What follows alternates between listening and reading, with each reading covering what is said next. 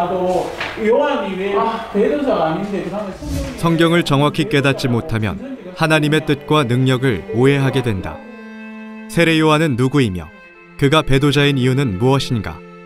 세례 요한은 약속한 길 예비자, 참빛이 오기 전 어둠을 밝히는 등불, 주의 길을 곧게 하라고 광야에서 외치는 자로 성경에 기록되어 있다. 따라서 세례 요한은 그 당시 신앙세계가 예수를 영접할 수 있도록 인도하는 역할을 한 것이다. 세례 요한은 그리스도보다 앞서 보냄받은 사자로서 예수에게 세례를 베풀고 이스라엘 백성들이 그를 영접할 수 있도록 예수가 구원자임을 증거해야 하는 사명이 있었다. 예수가 사역을 시작했음에도 세례 요한은 여전히 자신을 따르는 제자들을 따로 두고 있었으며 그의 제자들은 바리새인과 예수의 제자들을 비교하며 금식에 대해 논쟁하기도 하였다. 급기야 세례 요한은 예수가 구원자임을 의심하며 다른 일을 기다려야 하는지 묻기도 했다. 예수는 처음 믿음을 버린 세례 요한에 대해 천국의 외인이라 평가하였으며 세례 요한의 역사로 육적 이스라엘 시대가 마감했음을 알렸다. 세례 요한은 성경에 약속된 예수의 길을 예비했던 사자였으나 그리스도를 의심하며 변질되었다. 흔히 순교라고 알고 있는 세례 요한의 죽음은 악인들의 가정 문제를 간섭하다가 발생한 일이었다. 한국교회가 규정한 이단 사이비 종교 가운데 이단 상담 신청이 가장 많은 곳이 어딘지 아십니까?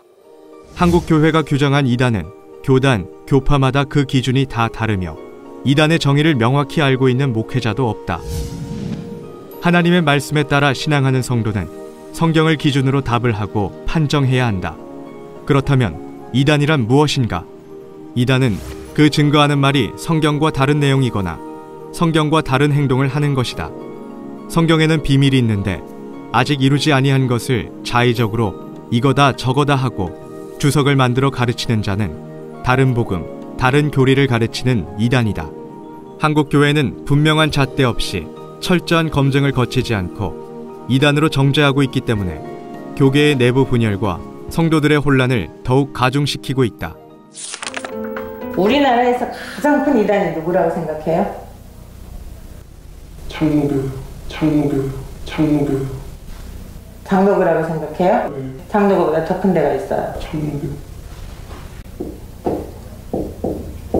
장로교는 이단이 아니에요. 신천지 예수교와 장로교 중 어디가 성경에 입각한 곳인가? 그 교명의 성경적 근거를 살펴보자.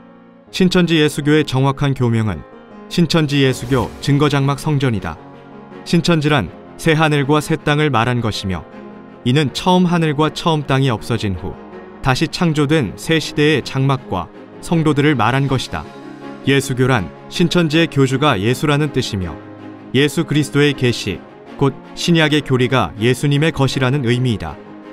증거장막이란 계시록의 예언과 그 예언이 성취된 것을 증거하는 장막이라는 뜻이며 성전이란 거룩하신 하나님이 계신 곳을 말한 것으로 일반 교회가 아니다.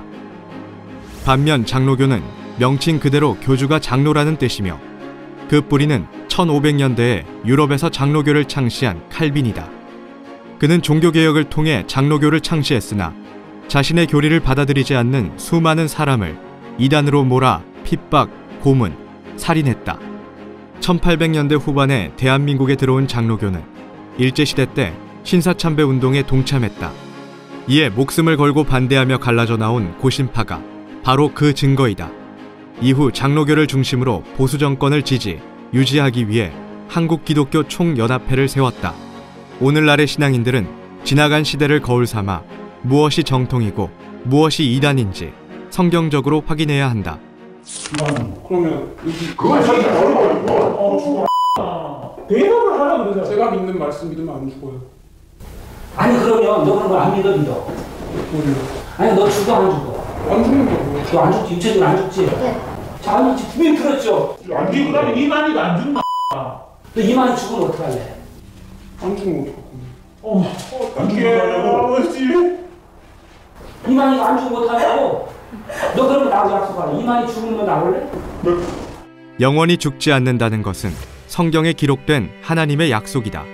일반적으로 사람들은 영생을 믿는다고 말하는 이들을 이해하지 못한다. 지금까지 죽지 않고 영원히 살아온 사람은 한 명도 없었기 때문이다. 2000년 전에도 예수 역시 영생에 대해 가르쳤으나 사람들은 믿지 못하였다. 오늘날의 신앙인들이 부활은 믿으나 영생은 부인한다. 왜 반쪽짜리 신앙을 하는가? 적어도 하나님 예수님을 믿고 성경을 믿는 신앙인이라면 영생을 가벼이 여기면 안 된다. 그런데 개종 사업을 하는 목사들과 기독교 방송이 영생을 부인하고 세상 사람들로 영생을 비웃게 만들어 하나님의 약속을 욕되게 만들고 있다. 영생은 때가 되면 반드시 이루어진다. 또한 그 권한이 하나님께 있으므로 사람이 누구는 영생한다, 아니다 라고 단정지어 말할 수 없다. 마지막 때 영생의 약속을 진실하게 믿는 것은 신앙인의 당연한 도리이다. 나는 오직 예수 그리스도만 믿어요. 구원자 안부회가 있잖아요. 아니요, 전 예수님을 믿는데. 신천지에서 궤도 멸망 구원의 교리를 배웠죠. 이만희 씨가 구원자예요, 아니에요? 예수님이 그러니까 이제 다른 얘기 하지 말고, 자, 내가 물어봤잖아요. 물은 것만 답하면 돼요. 이만희 씨가 구원자예요, 아니에요? 신천지를 비방하기 위해 도리어 그들이 교리를 왜곡하고 총회장을 신격화하고 있는데, 이는 성경과 하나님의 역사에 대해 무지한 결과라 말할 수 있다. 성경에 기록된 것처럼 하나님만이 유일한 구원자이시나 모든 사람들에게 직접 말씀하지 않으시고 시대마다 하나님의 마음에 합한 목자, 즉 구원자를 세워 하나님의 말씀을 대언하게 하셨다. 예수도 하나님께로부터 말씀을 받아 전했고 그 말씀을 듣는 사람들은 구원을 얻었다. 예수는 재림하기 전에 다른 목자를 먼저 보내 신앙인들에게 예수의 말씀을 가르칠 것이라고 예언했다. 따라서 오늘날의 구원자 역시 자의로 오지 않고 요한계시록에 예언된 노정대로 오게 된다. 신천지에서는 총회장을 재림 예수라고 가르친 일이 없다.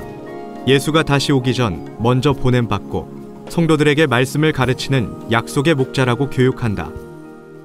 하나만 보니까 예수님이 어떤 육체로 온대요, 가신 그대로 온대요. 초림 때 육체로 온 예수는 십자가에 못 박혀 죽음을 당한 후 사흘 만에 육으로 부활했다. 이는 그리스도가 썩음을 당하지 않을 것이라는 구약 성경의 예언을 이룬 것이다. 부활 후 40일 동안 제자들을 가르친 예수는 육체에서 신령한 모습으로 변화되어 승천했으며 재림 때에는 승천할 때 모습 그대로, 즉 영으로 오는 것이다. 예수가 승천할 때 구름이 저를 가리워 보이지 않게 하셨다고 한다. 그런데 계속 제자들이 하늘을 쳐다보고 있자 흰옷 입은 천사들이 어찌하여 하늘을 쳐다보고 있느냐 하며 예수가 하늘로 가심을 본 그대로 오실 것이라 했다. 이 부분 때문에 사람들은 예수가 하늘로부터 내려오는 것을 볼 수 있을 거라 믿고 있지만 이는 성경을 크게 오해한 것이다. 분명 성경에는 승천할 때 구름이 가리워 보이지 않게 하더라 했다. 그리고 가심을 본 그대로 올 것이라 하였으니 보이지 않게 오는 것이 아닌가. 이만희 씨에게 예수의 영이 왔다 갔다 한다는 거, 이 말은 틀린 거예요, 맞은 거예요? 초림 때 예수에게 비둘기 같은 하나님의 성령이 함께했던 것처럼 오늘날에는 영으로 존재하는 예수와 함께하는 목자가 예수로부터 받은 말씀을 전하고 있다. 거짓말하고 그런 거야? 거짓말로 해서 하나님께 영광을 돌리자라고 바울이 얘기를 한 거야, 안 한 거야?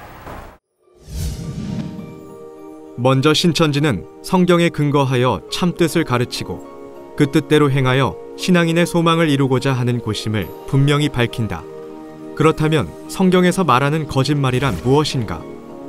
하나님의 말씀을 자기 생각대로 해석하여 증거하는 것이 거짓말이요, 거짓 증거이다. 신천지는 성경 말씀을 가감하지 않으며 교명, 조직, 문화 등 모든 것을 성경에 근거한다.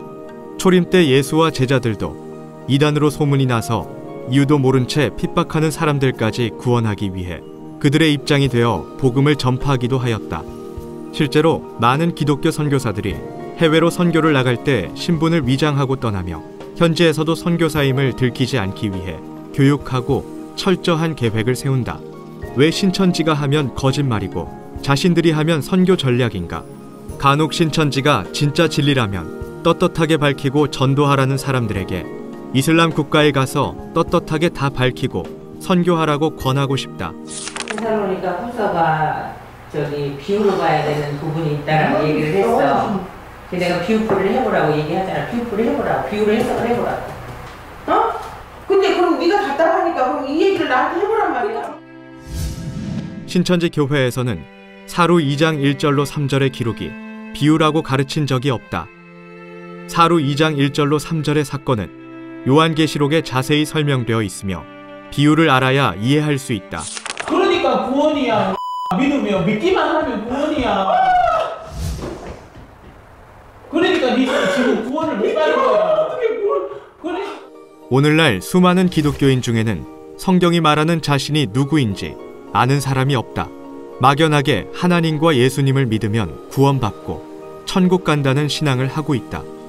천국의 소망을 두고 성경을 기준으로 신앙하는 성도는 하나님께서 오늘날 우리에게 약속하신 것이 무엇이며 성경 속에서 나는 어떠한 존재인지 확인한 후 믿음으로 약속한 소망을 이룰 수 있다.